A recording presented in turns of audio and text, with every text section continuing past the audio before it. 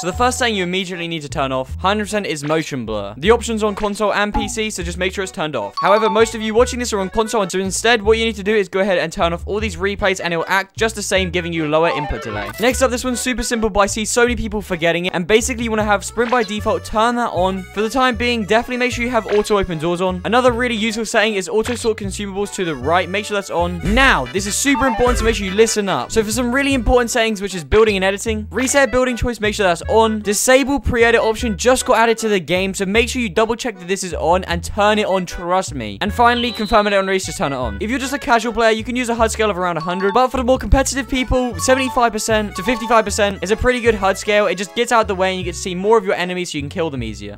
Here's how to boost your aim assist. So when you get close to an enemy, if you just jump up like this, normally without the setting on, there is literally no aim assist applied whatsoever. But if you come into your dead zone and turn your right stick all the way down to the lowest it can be, now most common than not, you'll get something called stick drift. Now everybody says stick drift is so annoying, as you can see, you end up looking at the floor. But how aim assist works is if you're making small micro adjustments, aim assist just helps you out and guides you to the player, whereas stick drift is just about slow enough to cause that micro movement. So basically, put your dead zones to the lowest it can be. And now, but not least, the most important settings of the whole video. But just quickly before, so far, if this video has helped you at all, then drop a like and subscribe for more straight to the point short videos. Let's start a war. Bam in the comments the best console. So now let's talk about the actual main look sensitivity. So what seems to be the most overpowered at the minute is having around a 49 to 47. All these boosts down here, just make sure they're all on 0. You don't want any of those. And insta boost when building, just make sure it's off. Now let's talk about ADS before we get into editing and building. ADS, I would recommend around an 8 to a 7%. Then all the boosts, once again, just turn them on. This is all quite low, but it helps out with aim assist. Then coming down here to the dampening time, 0, 0. Input curve, a lot of people seem to be playing on linear nowadays. And of course, aim assist strength, make sure it's on 100%. I don't know what you're doing if you don't have it on there. Now finally, what you guys have all been waiting for, the build mode you want to use is around 2.5, and edit mode sensitivity everyone's been waiting for is 2.7.